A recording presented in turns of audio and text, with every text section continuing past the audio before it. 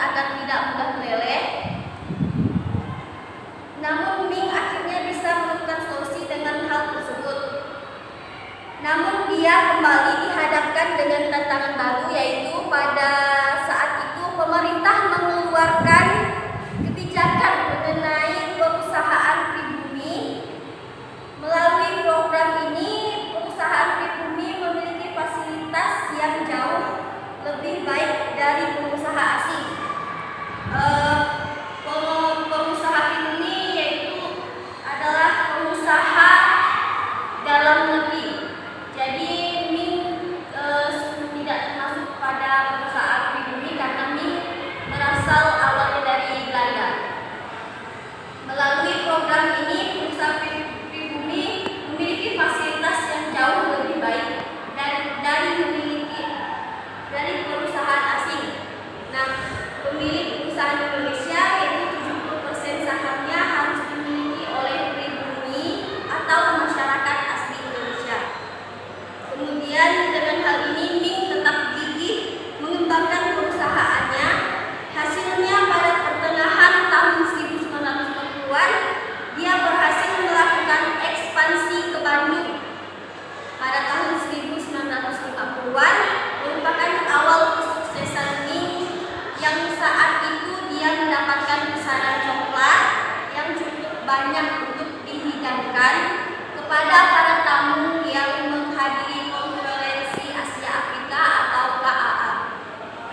Nah, sejak itu Ming mendapatkan julukan si pembuat coklat yang enak. Julukan tersebut disematkan kepadanya oleh Presiden pertama yaitu Soekarno yang memuji coklat buatannya. Nah, kemudian dia memutuskan coklat yang diraciknya tersebut hanya menggunakan bahan dasar sederhana dan tidak ada yang istimewa dari bahan tersebut.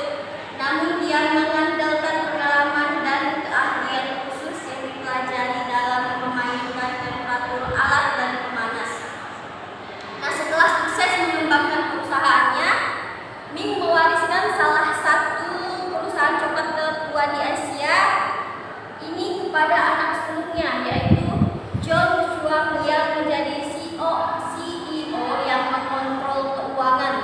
Sedangkan adik John, yaitu Joseph Zhuang, menguruskan food service dan pabrik. Menyadari potensi yang begitu besar dari perusahaan coklat tersebut, John mendirikan PT Petra Food pada 1980-an. Perusahaan ini memproduksi berbagai jenis merek coklat seperti Delphi, Chunky, Jago, dan Necessaires.